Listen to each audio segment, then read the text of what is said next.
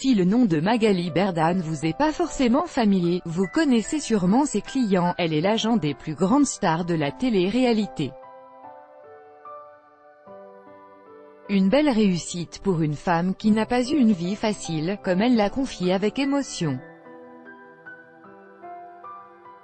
Si vous voyez les candidats de télé-réalité et des boîtes de pilules coupe-faim, c'est bien souvent grâce, ou à cause, question de point de vue, de Shona Event. Cette société qui met en relation les marques et les influenceurs issus du petit écran a été créée par Magali Berda, une femme qui savoure aujourd'hui sa belle réussite professionnelle. Mais avant d'en arriver là, la trentenaire a connu de nombreuses galères, qu'elle raconte dans Ma vie en réalité, son autobiographie. Je m'appelle Magali et je suis maman de 3 enfants. Ma mère était femme de ménage. Élevée par mes grands-parents, j'ai été kidnappée à l'âge de 8 ans. J'ai connu le chômage, la faillite et l'expulsion. On peut dire que la vie ne m'a fait aucun cadeau, raconte-t-elle dans la présentation de son livre. Magali Berda a été enlevée à l'âge de 8 ans à l'occasion de la sortie de son ouvrage. Ce mercredi 6 juin, Magali Berda était invitée dans C'est que de la télé, l'émission de Julien Courbet sur C8.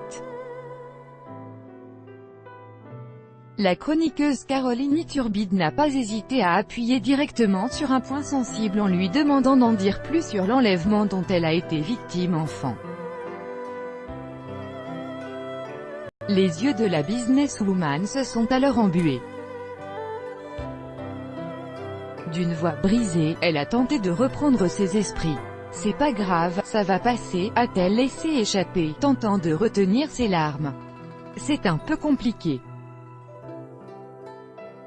Sans entrer dans les détails, elle a d'abord évoqué « des problèmes d'enfants avec les parents, j'ai été élevée par mes grands-parents », a-t-elle confié sur C8.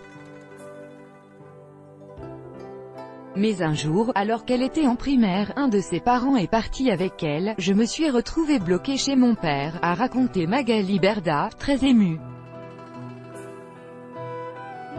Il nous a inscrits dans une école.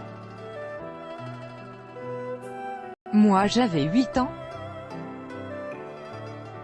Je me suis retrouvée sortie de l'univers de mes grands-parents, sentant que quelque chose n'allait vraiment pas. La fillette qu'elle était alors a prévenu l'équipe pédagogique. J'ai expliqué aux maîtresses d'école que je n'étais pas chez moi, que ce n'était pas ma maison, pas mon environnement.